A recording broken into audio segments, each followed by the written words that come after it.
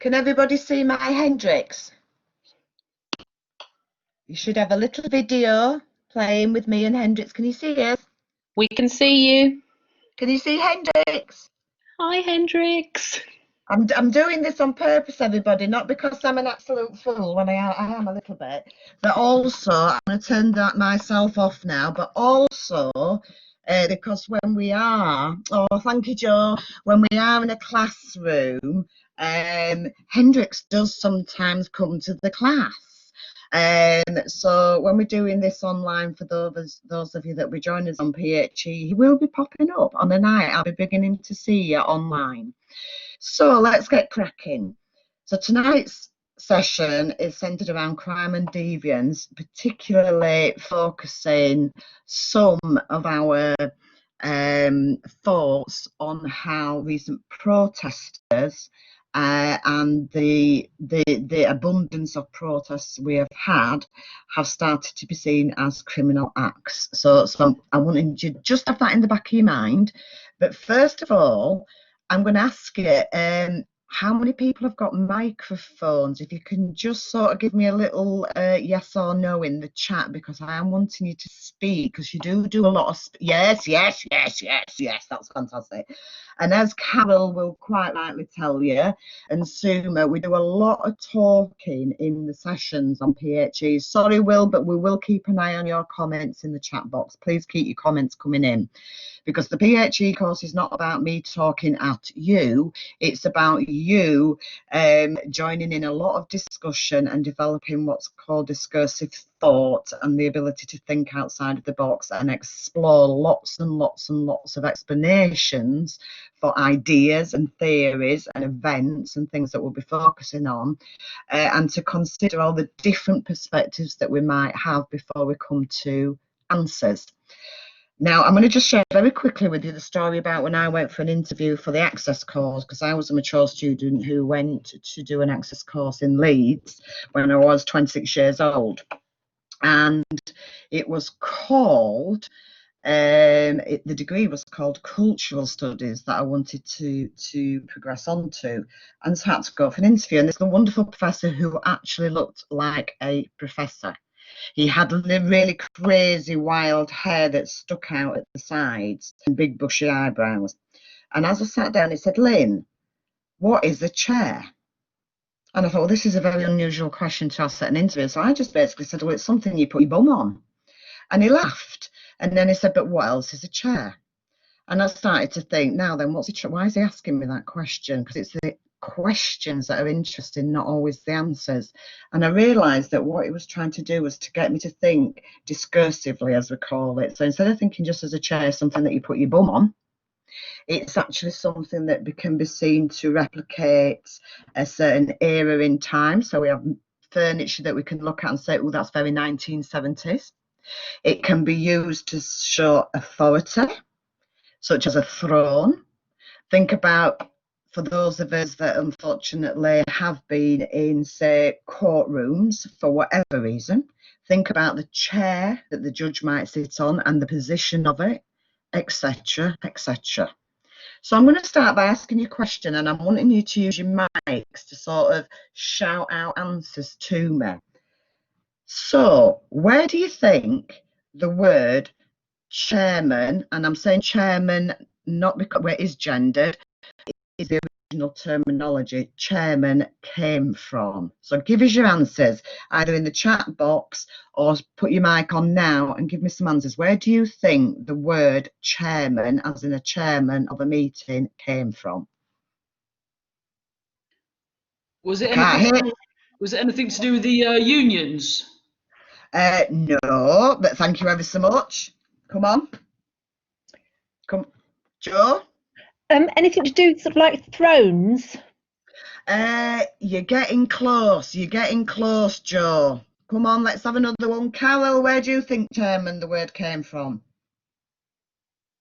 I have no idea, but a man and a chair sitting together. Ah, good one. That's you using your logic, right? Do you want the answer, or does anybody else want to say anything else? Selena, where do you think the word chairman came from? Did it come from parliaments back in the early 18th century, maybe? Right, you're all getting really close. Does anybody else want to say anything? Anybody else, Suma? I've no idea. Okay, right, are you ready for Sorry. the answer? Oh, no need to apologise ever.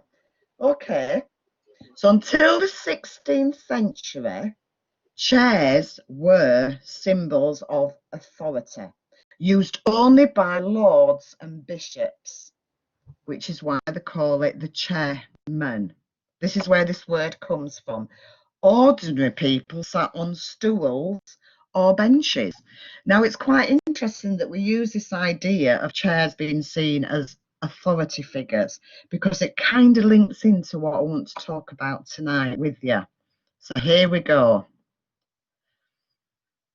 Before I start, let me just give you a quick overview, which I do in most sessions, about academic thinking, because we're going to look at crime and deviance, but from an academic stance tonight.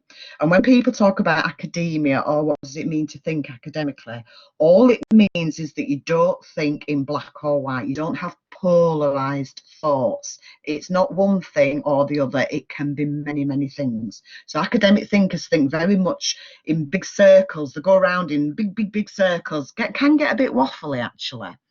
But what academic thinking also means is that you don't say something without considering your thoughts and ideas, and by doing some searching, some research, by reading quality newspaper, maybe watching documentaries, looking for things on Google Scholar. So if you have got a thought or an idea or opinion, you would then try and validate it as an academic to some sort of evidence. You look beyond your initial reactions and thoughts, you put these on hold. And I think this is something that we might be touching on shortly when we talk about recent protests and actions of protesters and how this has been reported in the news. So we find evidence to inform our ideas, and we look for theories. So I'm going to introduce you to some theories around crime and deviance tonight. Well, one particular theory, although there are many.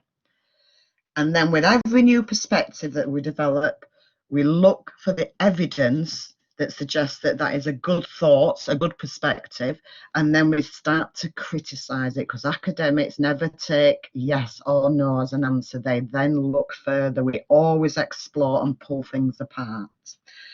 Oops, right, let's see if I can go on to the next slide. We are. So we've got, let's start by looking at crime. These are two big words we're using this evening, crime and deviance. So crime is defined according to sociological thought and sociological theory is any activities that break the law of the land. And that can be any land, obviously, because we have different laws in different countries. And because those laws are there, they're set in law, people who break those laws become classed as criminals and are therefore prone to official forms of punishment.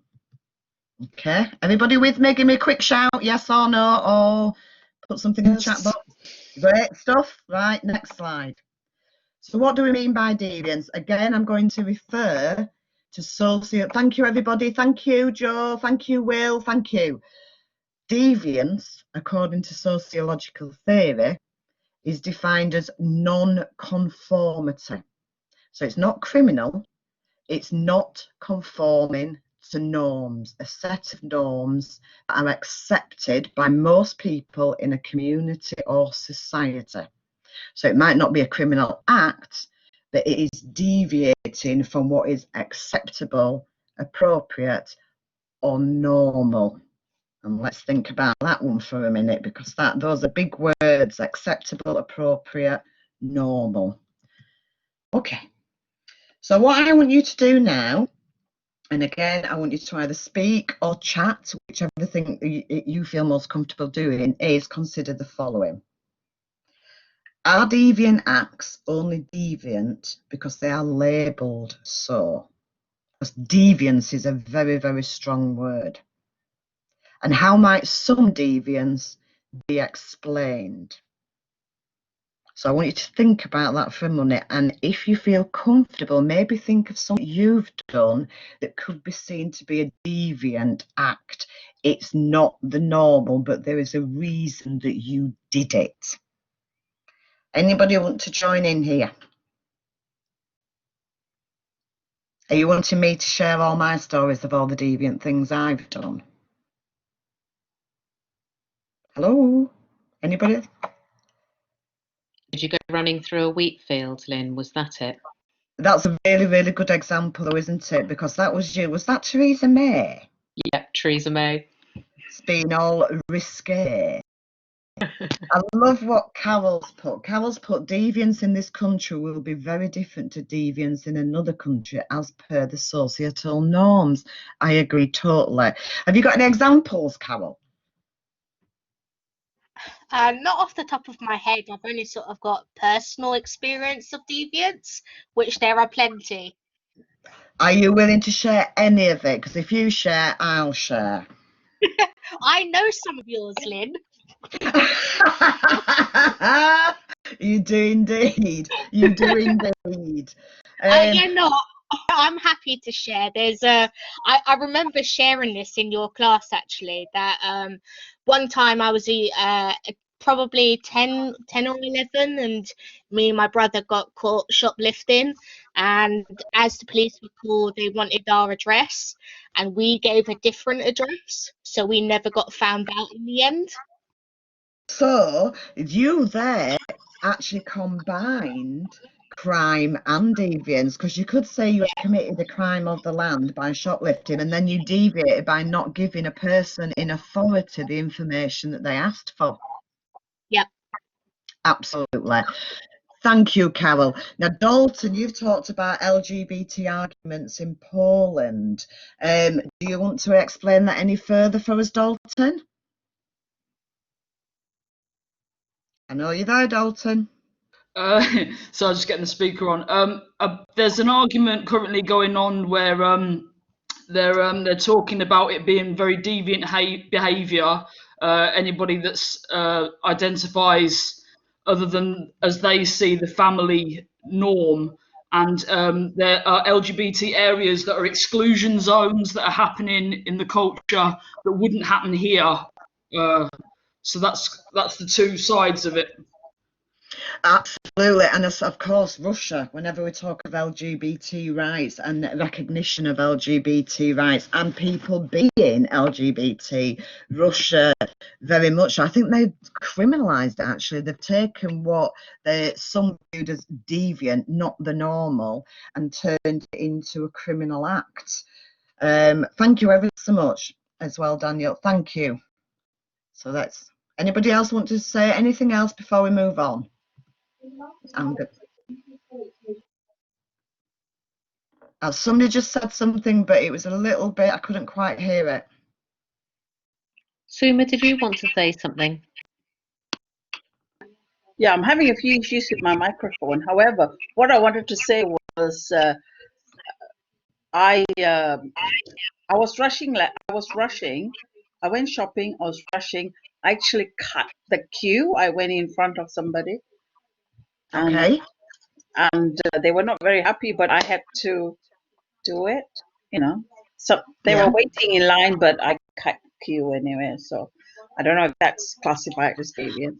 I think it probably is deviant because there are certain norms about queuing. I mean, if you think about it as well, at the moment, the 2 metre rule, I believe it's still 2 metres.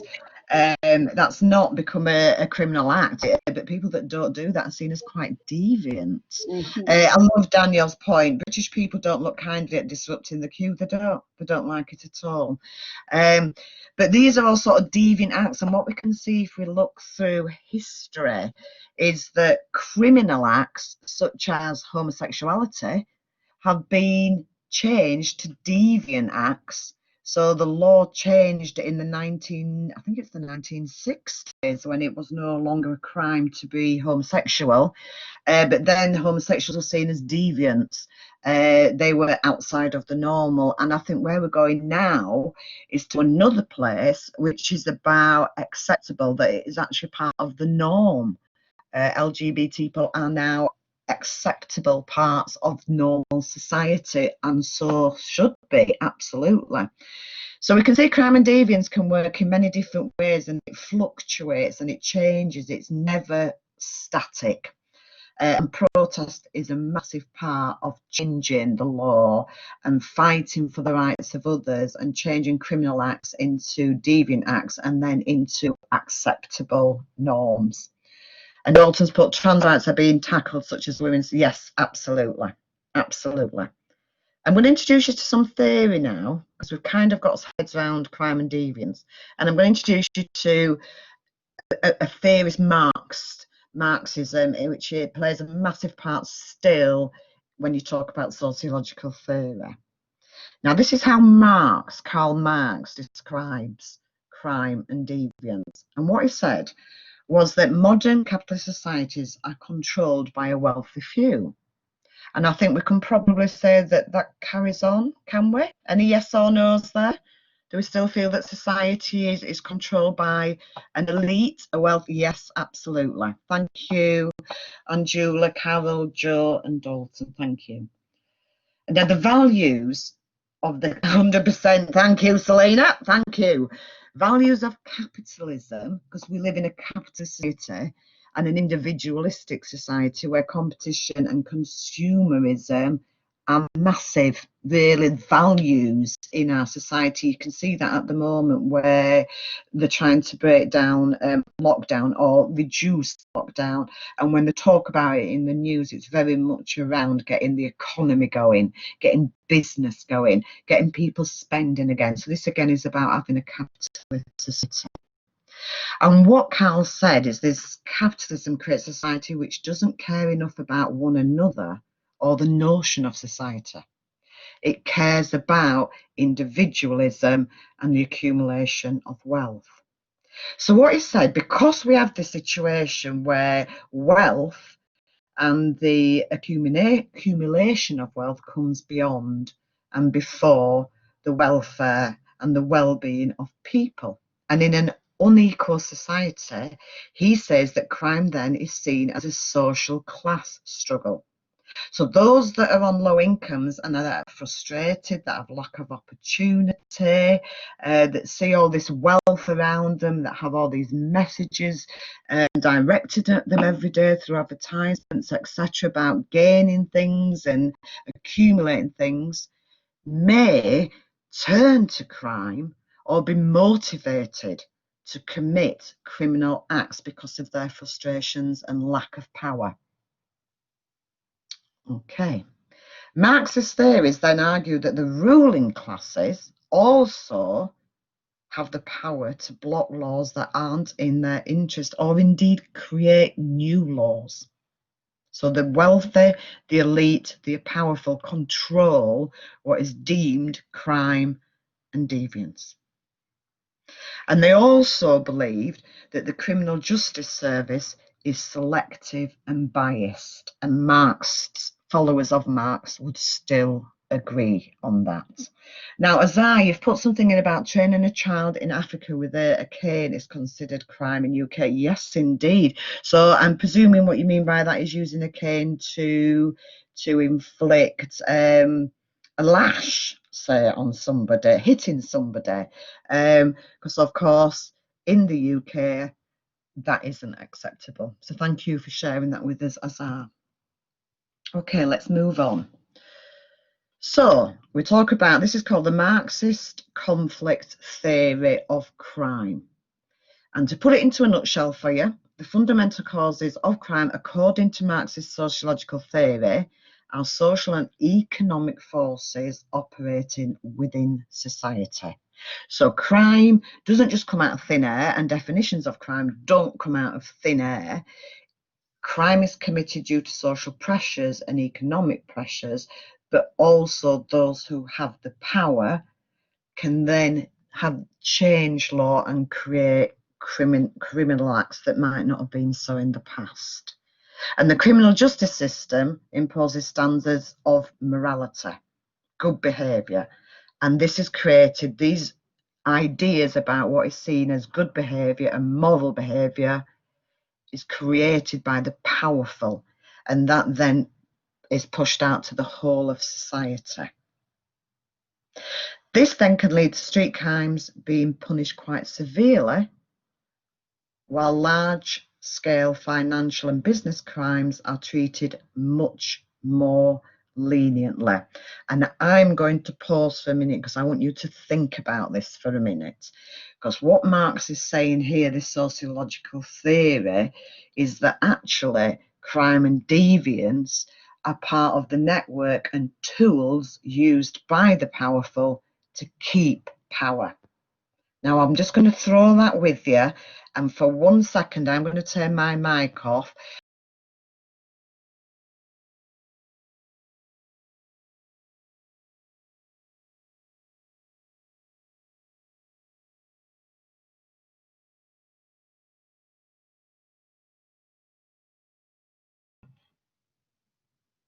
Is anybody wanting to say anything?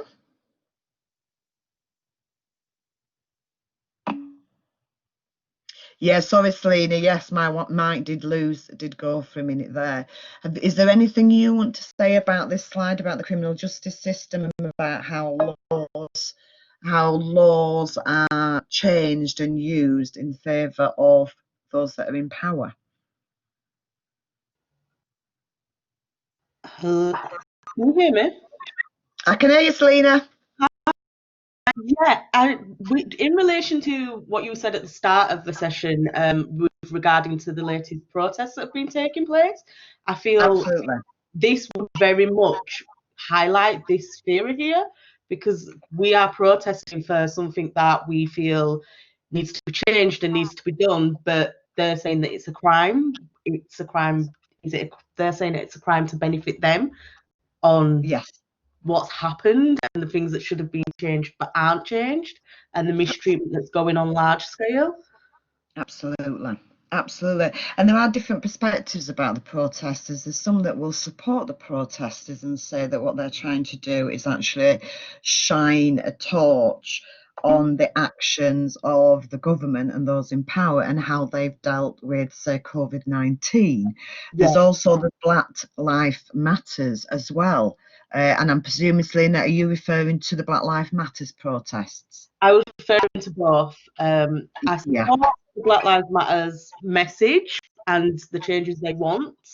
I don't necessarily support the protesting at the moment. I just think it is not ideal for health risks that are being put for everyone at risk. The message I support, and I think it's a great message to try and get out there, but I just don't necessarily support the protests. Right. And is that because of any health risks that might be associated to groups of people coming together?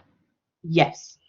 Yes, and I think that's the way that the press have also covered some of the protests, haven't they, by saying that actually this is a health risk. And then, so what they're saying is that protesting is a criminal activity, but particularly now it's a deviant act because it is doing something outside the norm. And the norm is that people don't gather in groups at the moment due to health reasons. Correct. But also the large gatherings at beaches was a deviant act because it wasn't a crime, but because of the health risks associated with that, that was still a deviant act, but that wasn't highlighted in the way these protests are being.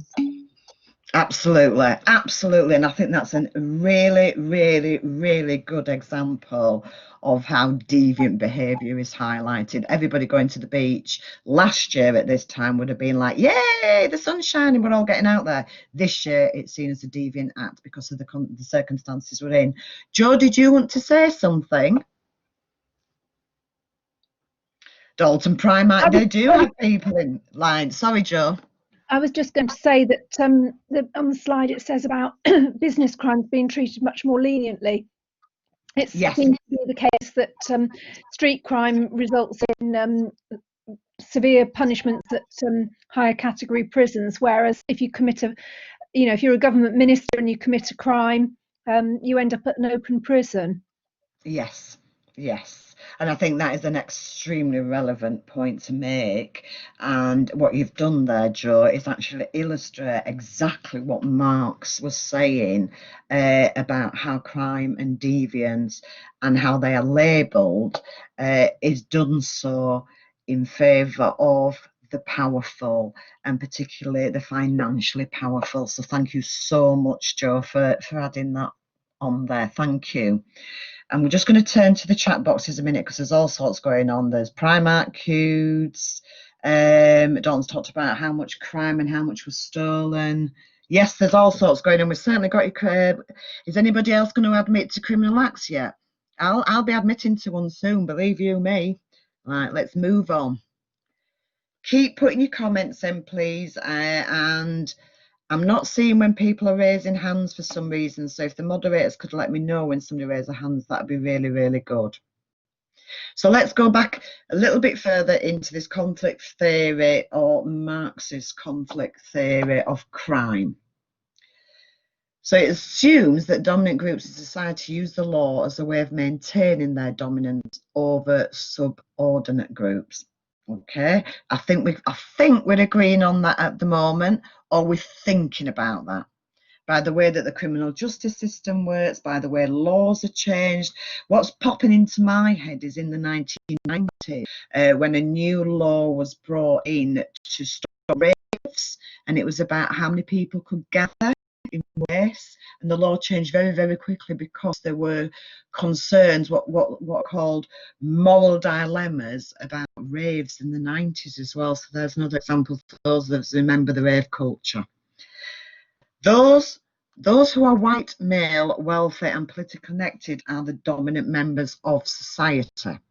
Do we still agree that's the case? Yes or no? Yes. Yes, we've got Selena saying yes. Anybody else want to say yes? Yeah, we've got yes, we've got 100%, we've got thumbs up, yes. And Daniel 100% and Will, yes. Okay. And as dominant members of society, those who are poor and a member of a minority group are always going to be the subordinate group.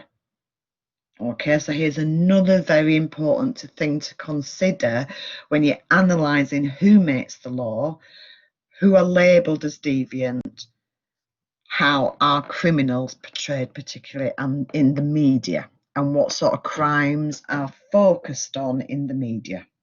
And I'm just going to throw that out there and leave that one with you. So the next time you're reading something about or watching the news about some sort of crimes that have been that have happened, think about how they are portrayed and who are being portrayed as being the criminals. So the subordinate groups, as Marx calls them, pose a threat to the dominant groups. And so the dominant groups use the law to keep them from uprising. Now let's think about that for a minute in terms of the protests. Could we consider that the protesters are being labelled as more deviant than those that aren't protesting by the government, and it may even take away the focus from government's interactions dealing with the emergency that we find ourselves in? Is there something around that we can think about for a moment? I think Yvonne's joined us. Hello, Yvonne. We're just talking about crime and deviance and looking at it through the spectacles of sociological theory, particularly Karl Marx's conflict theory of crime. Okay, move on. Good topic. Thank you for that. You're very, very welcome, Yvonne. So we've got a blank slide coming up next, and I want you to now use another skill that you're learning while you're doing this event. And I'm going to ask you, there's a symbol at the top of your screen on the left-hand side that's a large T, and what that means is you can use that, you can click on that symbol and you can write on the next slide. So I'm going back to the protests, and what I want you to think about is, why might someone break the law or behave in a deviant manner by joining a protest? So whether that be Black Lives Matters protests or the protests where people have joined to say that lockdown is not working, there's something going on here. So I'm just going to take you to that slide. Sorry, my dog's barking, I knew he would. And then I want you to use your T at the top here, and I want you to start typing on this screen. You just take the T and start. I'll just go quiet the dog down.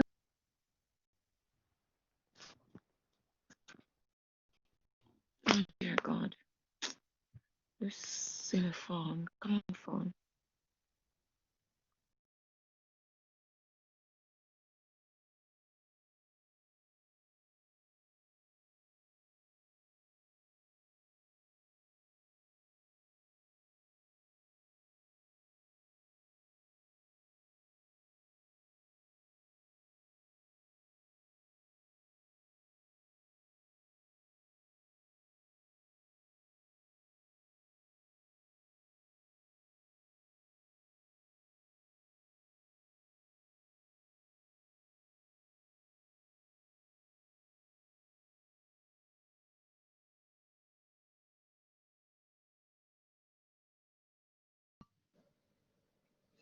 I can see a lot of very relevant comments being made. And what's really interesting, we've got, let me just turn that. So we've got for equality. If people feel that they don't live in an equal world, they will protest and say, I want the world to be a better place. We've got Suma saying something there about how Donald Trump has classified protesters as thugs. We've got injustice, anger, grief, because physical lives are under attack. When the police move in, the crowd don't move, they stand their ground. People then feel frustrated. Is that the protesters frustrated because they're not being listened to? Yeah, thank you for that. There's some really, really, really, really good examples here. And the dog has stopped barking. I do apologise. It was somebody coming to the door there. Let's have a look. For money, in terms of somebody's put for money. Do you want to just try and explain that a little bit further? Why somebody might protest for money? Do you mean maybe strike action to get better pay levels? Ooh, we've got mistreatment.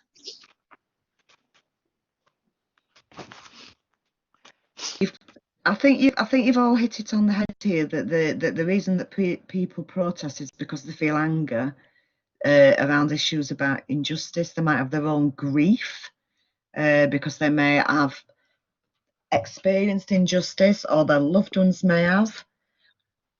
We've got some really, really, really good comments there. Thank you so much for putting those on.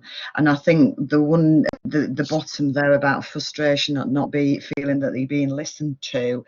I think some people believe that protest is the only, or some form of deviant act or criminal act is the only way to have their voice heard. Thank you so much for those comments. I'm going to move on. Unless anybody wants to say anything else, shall I move on? Yvonne, did you want to say something? I just noticed you had your hand up. Yeah, the person already put it on the board. I was trying to say injustice, lack of injustice, and lack of inhumanity as well. Absolutely. If people feel that people are not being treated humanely, I agree completely, Yvonne. Thank you so much for putting that up. For some reason, I'm not seeing when hands are going up. So, Olivia, if you're all right, just coming in if somebody's hands up. Thank you. Will do, yeah. So like I said at the beginning, as academic thinkers, we can use our own experiences and our thoughts and ideas, which you've just done really, really, really well and shared them with us. And then we can look at theory to try and explain actions or what's going on in the world around us. But as an academic thinker, you must always try and criticise the theories.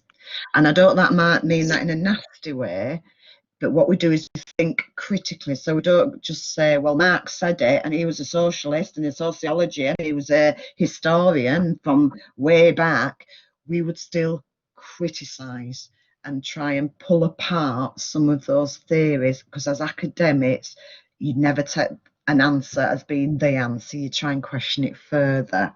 And what people have criticised Marxist theory of crime on, they've criticised it because they said it's over-reliant on class division to explain offending behaviour. Because some people might therefore read Marxist theory and go, well, that means that all people who are classed in the lower classes in society will become criminals and deviants. So it then becomes quite a dangerous theory. So that's one criticism. And that links to the second point there. Selena, you've just got a message up saying you've lowered your hand. Did you want to say something, Selena? Yes, just with what you were saying there and the theory for the offenders, some people would then say that that's essentially going to increase the level of generational offending. If you have a generation of family members, such as all your uncles are criminals, based on that theory, that would then necessarily infer that all their children would be criminals. So it Absolutely. I think you're right, Selena. So again, that is creating sort of this perpetual cycle of criminal and deviant behaviour within certain classes of people and even families. Absolutely. So, and what Marxist theory doesn't explain is that in most classes, people actually don't offend. In the lower classes, people don't offend. Yeah, absolutely.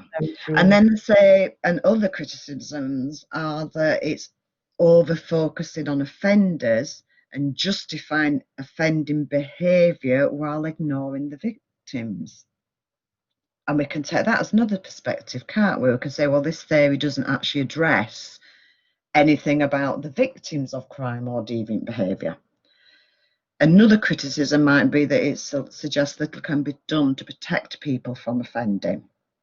And again, this is a bit like, oh, well, and we can see where people may get labelled then, or stereotyped. And we see that happening a lot in the press, particularly with young black men, for example, or young men in general.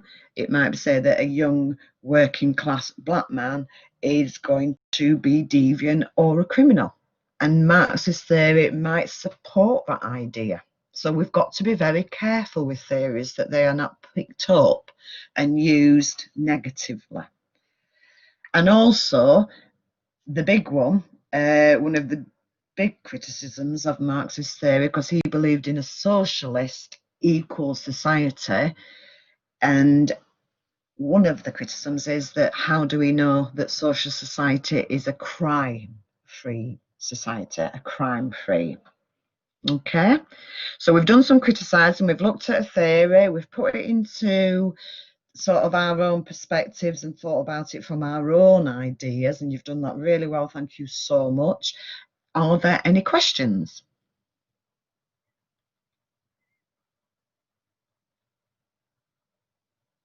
Has anybody got any final points they'd like to make? Yeah, I do. Go for it. Go for it. Is that you, Yvonne? Yes, that's me.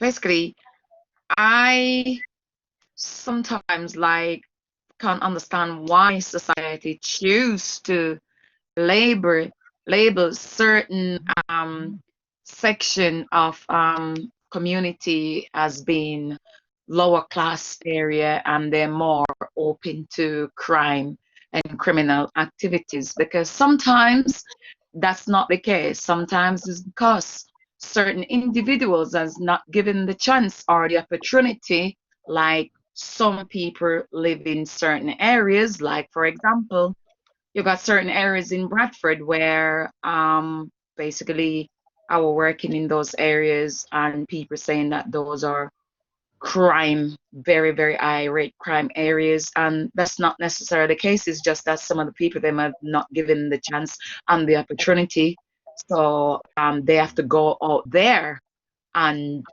because of circumstances they have to do what they do, and put them into that spotlight there. You understand me? Yes. Because like I've seen where certain part of society where, you know, I come from a Christian background, I don't know anything about. Oh, we've lost you, Yvonne. We've lost you, Yvonne. Okay, while we try and get you back, Yvonne, I'm going to just go towards a couple of points that have been made in the chat column as well. Dalton's raised the point that women are reflected worse in media for crimes than men, and I think you're right there. Dalton, do you want to add something about that? Or Carol, because Carol said particularly women serial killers. We all think of Myra Hindley, don't we? Oh, I certainly do. So do you want to add something to that, Dalton? I think a lot of women are, yeah, especially Rose West, the crimes they've committed are horrific, but Yes. the way that they're portrayed and the way that they're treated is so different from their male counterparts that I feel that that's bad to just be reflected just solely on their gender or the status they were supposed to have as a mother. Nobody's ever criticised for being the father, so to speak. So I do think it's very gender-based, which I don't think's right. Same with Joanne Danahay. She's in the media. She's she's seen as a massive serial killer, the most worst case, and in prison she's completely different. So you have to look at the way the media portrays people and how they really act in a different environment, and wonder what the media's really doing. Absolutely. And I think as an academic thinker, Dalton, what I would be encouraging you to do is maybe have a look at things like gender studies and the way that people are stereotyped by their gender. And I think you're quite right that it is, and I use this word very carefully, I think it is more acceptable for males to be criminals than females. What, Dalton? I think Selena, did you want to make a point? Yeah, just with what yourself and Dalton are both saying, I think while any sex crimes are horrific and it's a crime for a reason, I think when women are discovered to play a part in them crimes, they are often far more criminalized and devilished. They are made far more as a devilish status within that crime, and it can sometimes overshadow, for one, the victims and also the male co-defendant within the crime itself. I know recently, is it Ghislaine Maxwell, who's obviously the big name within the Epstein case, I believe it was. Yes, you're quite right. They've just arrested her. Yeah, and I mean, have they just arrested her? Before of her arrest, so I was like, okay. I can't hear anybody. I don't know. Hello. Yeah, she's just been arrested. Yeah. So yeah. Angela, is that you, Angela? Yeah, it was me. I was just confirming. Yeah, she has just been arrested. Can you hear me? I've got a problem with my mic. I can hear you. Thank you so much for that. Thank you. Yes, and I think there is something about it where, of course, any acts where young people are being groomed as such, which I think this whole case is around, are monstrous. But I think you're right. I think the idea about her now being arrested and being seen as part of the machinery that allowed Epstein to do what he did, again, I think it has been used more in the media, hasn't it, as this socialite, this female socialite. So yeah, crime and deviance is not straightforward, is it? We've looked at Marx, who talks about it as a class issue, and what you've raised is that it's also a gender issue, and this is exactly what you would do as an academic. You would look at a theory and then go, well, okay, but let's have a look at it from this, because here's another way of looking at it. So I'm going to move on now. So, unless anybody has got any more points, I'm hoping what we've done just now is we've had a little taste of something. In no way, shape or form was that a whole in its entirety. I'm hoping it's given you something to think about, because this is what we do on PHE. We discuss things to start the ball rolling and get our thoughts going, and then we start researching and looking at things from many, many different perspectives. And I just want to thank you very, very, very much. Thank you, Angela, for bringing in the idea that actually it's not just about social class, as Marx states, it is also about gender, and we could go on and on. I think we could spend a lot of time discussing this, which is what we would normally do if we were in a classroom together, but unfortunately we can't do that this evening. But what you've done, thank you so much. And I think we're going to hand over now, so that unless anybody's got any further questions, if you want to pop something in the chat, we'll keep reading the chat and coming back to you. But I think we're handing back over now to some of our current students. Thanks very much, Lynn. Yeah, so much food for thought there. I think it just re-engages you with what's going on in the world and makes you think a bit more deeply to have some of this theory and discussion around it. Thanks to everyone for participating so thoroughly in that taster session. You will hear a little bit more about PHE, the programme itself, Preparation for Higher Education, in a moment. But now we'd like to introduce you to a couple of our students who kindly joined us this evening, just to share a little bit about their journeys to higher education with you. So Suma, would you be okay to go first? Can I introduce you now, and then we'll hear from Carol afterwards? Over to you, Suma. Yeah. Hi, my name is Suma. I started. Sorry. I don't know how to. But anyway, I had my two daughters. They went off to school. I gave up work, and I couldn't find a job. So I went into the job center, and I met Fiona, who does Jumpstart, and she gave me the idea about doing Jumpstart, which I did. As I was doing Jumpstart, we were told about preparation for higher education, and it sounded brilliant. However, I didn't think I'd be able to do it. I didn't think I'll even be able to get in. But thanks to the support of the LLC, I managed to get in, and I thoroughly enjoyed doing a PhD with Lynn. It was really nice to hear Lynn talking about deviance and crime, because it just brought back memories of being in her class again. And the thing is, the one thing I learned was to think academically, to start being critical.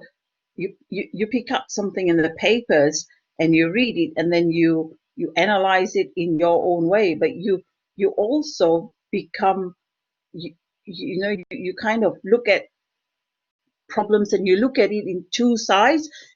You kind of you're not judgmental, basically. You don't just give your opinion, and that's really helped. And now I'm currently moving on to my second year in professional studies. Hope that's helped. Thank you very much, Suma, and it's great to know that you can re-enter at any point in your life, and that managing that with around a family and all those other responsibilities. So there will be opportunities to ask our learning champions questions later on. So please do be thinking about what you'd like to, and if there's anything you want to post in the chat, feel free. Yeah, you're getting some lovely feedback here from people. Carol, can we bring you in at this point to share a little of your experience, please? Not at all, no. Please. Sure, okay. You twisted my arm. You twisted my arm. Hi. My name's Carol. I did the PhD course with Lynn, it would be 2 years ago now. So I was finishing it this time last summer. A little bit about my history is I'm originally from London, from Council Estate, and my prosperity and idea of thinking about university was never there. I am the first one in my family, entire family, to be coming to university, something that I'm pretty proud of. Sort of when I was traditional age students of 18, 19, I didn't get the opportunity to attend university, and it was always one of my biggest bugbears that I never did, and I kind of always thought that the opportunity was gone from me. I didn't know that you could attend university when you're older and more mature. It wasn't until that I moved to Leeds, which is near enough 6 years ago now. I had mental health issues. I still have mental health issues, and for me I decided to go back to college just for myself, really. I redid my GCSEs in English and maths, which I actually started off with functional skills in maths first. And it was there that I met Olivia, who sort of shared that there was revision sessions, and that, you know, you can have guidance appointments, and that university is an option. And that kind of planted the seed for me. I still didn't think that it was possible, but it sort of stayed there in the back of my head. I sort of did my GCSEs, but alongside I was attending taster sessions, just like you are here, of various different programs. I was probably around the university for about 18 months before I actually decided that it was the right thing for me. Like Suma, I did Jumpstart. We both did it at the same time. So me and Suma, we sort of done our journey together for the last 2.5 years. Did Jumpstart, did taster sessions, and then I did PHE. I'm currently going into my 2nd year in professional studies. Whilst that's fantastic, you know, PHE provided that foundation to be able to go on and, you know, academically think about a degree, and gives you opportunities to explore different things. You know, if I couldn't have done university without PHE, you know, so I'm a massive believer in that you need to do PHE to do anything first, which, you know, that's just my journey, and it's my belief that that's what worked for me, you know. Also, another thing to be mindful is don't rush into university. You know, you do it when the time is right for you. Like I said, I was around for a while before actually deciding that it was the right time, you know, because had I done it earlier with my mental health issues, I would have dropped out by now, you know. So I had to be in a pretty decent place to actually, you know, be committed to university. You can't do it half-assed. You know, you have to commit it 100%. But I'm very glad that I have, and the support that's been on offer from the Lifelong Learning Centre has been invaluable. I couldn't have done it without them, you know, along with my, you know, continuing mental health struggles. Sometimes the staff are just around for a chat, and that can just make your day and make you feel much better. And, you know, don't put barriers there. You know, we're all going to say, oh, I don't know if I can do this because of that. Stop it. You know, you can do this, and it's just fantastic. I think that's my final thing is it's a fantastic experience, and I love it. So thank you.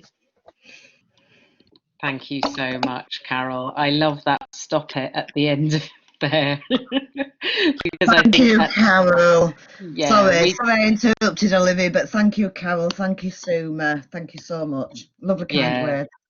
So eloquent. And we can all do that, can't we? We can all put barriers in our way and talk ourselves out of things. But actually, the very fact that you're taking the time to attend these sessions and engage with thinking about higher education means that you've got that interest. And why not go forward and take the next step now? So thank you both, Suma and Carol. I'm going to hand back to Lynn now to tell us more about PHE in case anyone is thinking about going forward. Oh, no, I'm not. I'm going to say something about student finance. Sorry, Lynn. Just very briefly to say, because we are having, John is running another student finance session online next Thursday at 2 p.m. and there'll be a lot more information on it there. But just to reassure people that you don't have to have money up front to pay for a degree. You apply for a loan from the government, which most people are entitled to get, as long as you haven't already got a UK degree or equivalent and you've got residency status and leave to remain in the UK. We can help you check that out. That pays your fees, and you don't need to worry about paying that back until you're earning nearly £27,000. So the repayments are quite low, they're quite affordable. There's also loans and some non-repayable kind of grant money to help you with living costs as well. And the basic rule of thumb is the lower your income, the more financial support you'll be entitled to. There's also additional financial support available if you have children, if you have a disability. So there's lots of different ways to kind of help you with your studies in terms of not being out of pocket. Carol, did you want to come in here? Yes, I forgot to actually say that when I was doing PhD, because it was part-time, I was still on benefits. So you don't just completely lose your benefits while also maintaining, you know, tuition fees and stuff. It's only when you go on to a full-time degree that you have to come off of benefits. Sorry. Oh, that's really useful to know, because yes, the funding is structured slightly differently depending on whether you're a full-time or a part-time student, and that can be a barrier for people thinking, oh no, I've got to take that great big step and come off benefits to be able to study. So a part-time preparation course like PhD can mean that you've got that extra year to kind of put your affairs in order. But when you do become a full-time student and get the student finance package, you shouldn't be any worse off if you were previously claiming benefits or you know, working part-time or in a low-paid job. The idea is that it replaces the money that you have to live on, so you can still survive as a full-time student. And after 30 years, the debt is wiped anyway. So whatever you don't repay, if you never earn over £27,000, you don't repay anything. Whatever is still outstanding at the end of 30 years is not passed on to family or anyone else. So you really don't need to worry about the student finance. But do please come to the session next week if you'd like to, 2 p.m. We'll put a link in the chat, and so you can have more information on finance. But over to you now, Lynn. Tell us more about PhD. Hi, welcome. Right. Okay, let me stop. I'm pressing wrong bloody buttons. Right, I've just pressed the right button. But before I go on to PhD, I'm just going to give you another wonderful fact. And it's just thinking about, because I'm not used to not seeing faces. So this is really, really weird, not really being able to see you chatting away to me. So I will make sure that on PhD, we will be doing some video connections and chatting to each other and seeing each other's faces, because it's really, really weird, is this, doing it without seeing your faces. You could be putting your fingers up at me or anything and I wouldn't know, would I? But let me give you a little fact, another fact. The face is supported by 144 bones. Do you know how many muscles the face has? So it's got 144 bones in it. How many muscles do you think your face has in it? Come on, let's have a guess. Quick, just put some numbers in now, please, in the chat. Come on. 27. Ooh, keep going, Carol. Keep going. Keep going. Schnoo, keep going, Daniel. Dalton's got it. Dalton got it. Dalton got it. Well done, Dalton. So 144 muscles and 144 bones and 100 muscles just to support our wee little chubby faces. Did you Google it, Dalton? Oh, you cheat! Oh my goodness! Oh, that's funny. Okay. So okay. So just to give you a final little bit about PhD, we try and engage it as much as we possibly can, and to prepare you for your degree level of study at the University of Leeds. So Carol, thank you. Suma, thank you. You've said some wonderful things there, but we do try very hard. The team at PhD and the Lifelong Learning Centre, we work together and we work very hard to try and make it not only an exciting year for you, but one that actually takes you where you want to go. Depending on your degree, you'll be guided through specific modules of learning. So for those people that are wanting to go to healthcare related degrees such as nursing, midwifery, radiography, they would do data handling. Whilst those that are going on to sociology degrees or geography degrees or law degrees, etc., you would do things like, you would do the information literacy module. You also do, alongside that module, you do an academic personal development module, and that does, I hope, what it says on the tin. So that's about your personal development, i.e. confidence building, exploring who you were, who you're becoming, why you think the way you think, etc. We do a lot of that, but also we start introducing you to academic reading, writing and research skills, because you are actually going to need those skills. And Carol's just raised a point there about support for people with dyslexia, etc. Yes, there's a lot of support, and I also have dyslexia, so I completely understand this. If somebody says, I think I might have dyslexia, we do a lot of support there for people to ensure that their academic development, that the dyslexia doesn't create a barrier. We do work with that. You will then be introduced to theories and academic ideas, a bit like we've done very briefly this evening, and things around sociological perspectives. You'll do human biology if you're going to go into healthcare, and for those that are thinking about child and family studies or learning and teaching careers, we also do childhood development and theories on education. And then you are supported normally around about December time to create a personal statement and apply for your degrees. And I do that with you and provide academic references. We don't go through UCAS, it is direct application. The course is made up of mature learners only, non-traditional academic students. We work very much as a group. You're not in competition with each other, you are there to support each other, and we try and create that culture of peer support. Your tutors have experience and expertise in their field, so they know what they're talking about, and you also get personal tutoring throughout the year. So you've got usually me, who will speak to you very regularly to see how we're going and help you monitor your own progression, because this is about your learning and you taking control of it and becoming what's called a lifelong learner. There is also a huge team of academic support at the LLC, and the university also has an awful lot of support in terms of library personnel, in terms of online resources, all meant to support you on your journey into becoming an academic.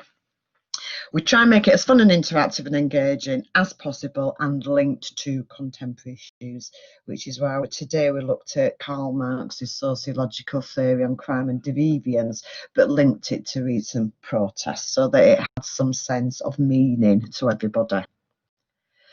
So, information and guidance is available before. We keep it during the course. We're always there. We have had people that have come on the course and halfway through the year said, actually, I've completely changed my mind. That's not the degree I want to do. I think actually now I'm really interested in this degree, and we will support you if that's possible. And the Lifelong Learning Centre are there. After you've completed PhD, you still can come back to us and gain support whilst you're on your degree.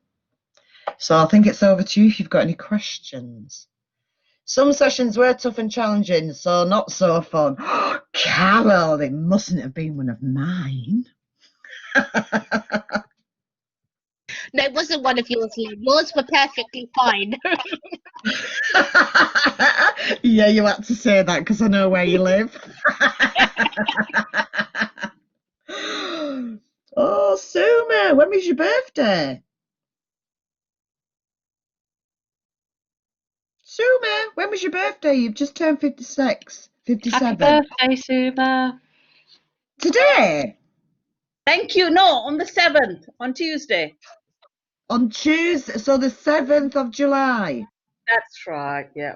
Thank you, thank Well, you. my birthday was the 2nd of July, so somewhere, Wow. so I was born, because I was 57, so I was born, is it a year and a few days before you? Yeah.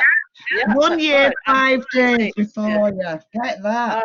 Get that. Oh, well, next year we'll have to celebrate it together. Oh my goodness, I think there's going to be some celebrating for a lot of things next year after this year. My goodness. Has anybody got any questions?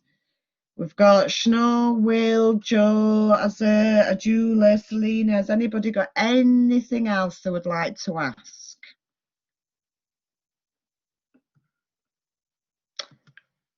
I think I'm going to take that as a no. And it's back over to you, Olivia. Thanks very much, Lynn. So do feel free to add any questions in the chat or raise a hand if anything comes up. But just to draw everything together, remember that you can make an appointment to talk to Denise or Mohammed, our guidance advisors, at any point. The details are here on this slide, and we can also put them in the chat. And this is a chance to just have an informal discussion with someone who's qualified and very knowledgeable and experienced in terms of advising adults on their education options. It's completely free, it's completely impartial, so you can talk to them about PHE as an option, but also access courses in college, foundation degrees, other foundation years, and weigh up which is the best route for you and which is the best place for you to study, because you know, you may choose not to complete, and that's absolutely fine. And you can talk to them about finance and fitting in study around your other commitments and all those kinds of things. So yeah, please do get in touch, either ring us or mail us if you'd like to book an advice and guidance appointment, and we can put those details in the chat, and we will send them to you afterwards as well. But just a few things to take you through before we wrap up this the session today. It would be great if you could complete the poll that's going to go up on the screen in a moment, just with your thoughts on how useful you found this session. Joe's asked a question here about, are there any activities or reading to do to prepare? I did the critical thinking course on Future Learn and it was very good. What do you think? And are you planning to send any reading to people before September? Yes, we would normally do that. We would normally have either a recommended book or a film, even. We do watch a lot of films as well on PHE for information. But I think my best advice to you all would be the Future Learn critical thinking. Yes, Joe, thank you ever so much for completing that. Please do anything like that. Critical thinking courses. Future Learn is brilliant. It's literally free courses and all sorts of topics linked to academic thinking and development. But get into the habit of reading a quality newspaper every day, and one that has opinion sections that are clearly opinions, but there are people like sociological thinkers, you know, people who have theoretical backgrounds will give a perspective on contemporary issues. And I think the more you get into the habit of skimming through a quality newspaper every day, maybe get something like The Guardian onto your phone, the app or your iPad, it's free, you can contribute if you wish to, and just get into the habit of reading and keeping up with what's going on, because what we'll be doing on the course is linking those current affairs to relevant academic theory.